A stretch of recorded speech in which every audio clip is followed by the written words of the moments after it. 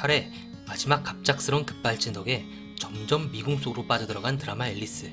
역시나 뒤죽박죽 편집되어 있는 9회 예고편을 순서에 맞게 각색해본 뇌피셜 영상 지금 시작합니다. 왜 자꾸 다쳐서 사람 속상하게 하고 왜 자꾸 신경 쓰게 만드냐고요. 시간 여행 중에 무슨 일이 있으셨던 거? 먼저 비가 내리는 날 진겸의 묘비석이 눈에 들어오네요. 8회 마지막에 태희가 미래로 시간 여행을 했고 진겸이 죽었다는 소식을 들었었죠. 아마도 그 소식을 들은 태희가 직접 눈으로 확인하기 위해 진겸의 무덤까지 간 것으로 보입니다. 여기서 한 가지 눈에 띄는 게 묘비에 붙어있는 태희와 진겸의 사진인데요. 만약 도연이 있었다면 이 사진이 여기 붙어있게 가만둘 리가 없죠. 뇌피셜을 굴려보면 결국 도연도 누군가에게 당할 듯한데요. 아마 진겸이 파헤치는 시간여행에 대해 같이 파고들다가 선생 측 누군가에게 살해당한 것이 아닐까 생각해봅니다. 아니든 내가 지켜드릴 거야. 비오는 날 급하게 뛰어가서 무언가를 보고 있는 진겸의 모습인데요.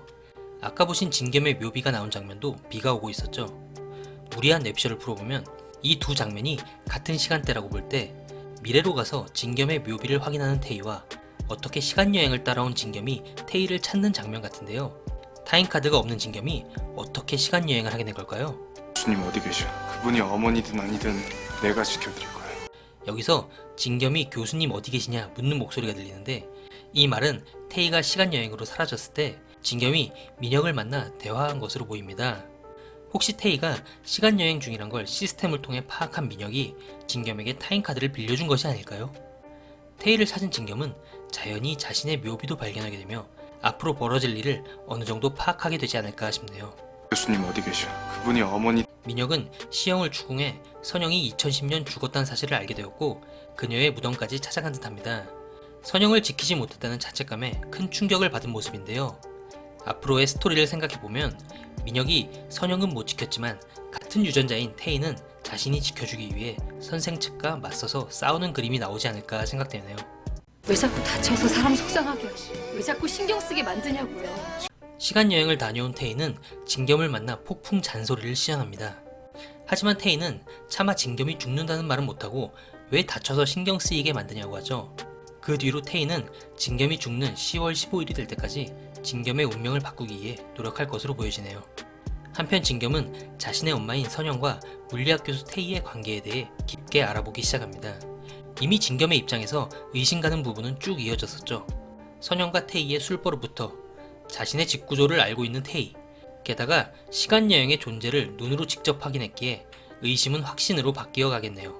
누군데요? 우리 어머니하고 무슨 관계야? 다 네 엄마 잘못. 오시영 실장이 진겸에게 총을 겨누는 장면입니다.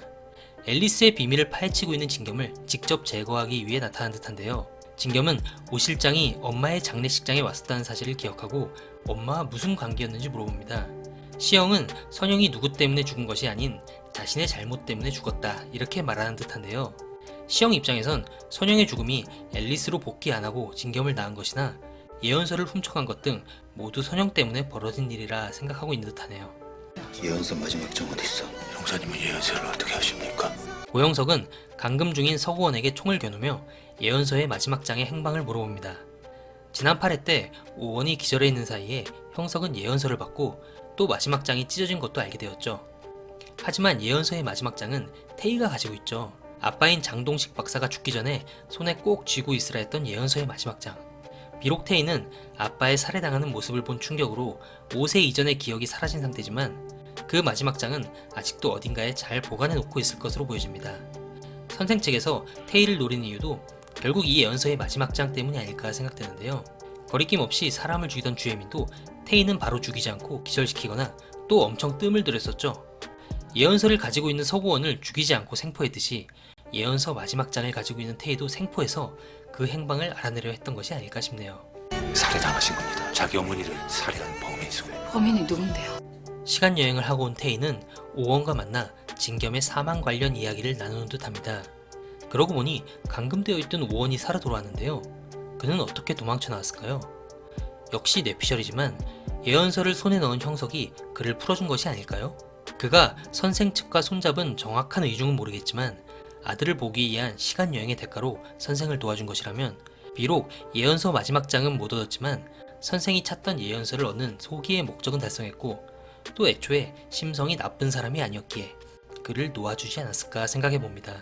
살해당하신 겁니다. 자기 어머니를 살해한 범인수. 범인이 누군데요? 한편 우원은 태희에게 진겸이 그의 엄마를 살해한 범인 손에 살해당했다고 말해줍니다.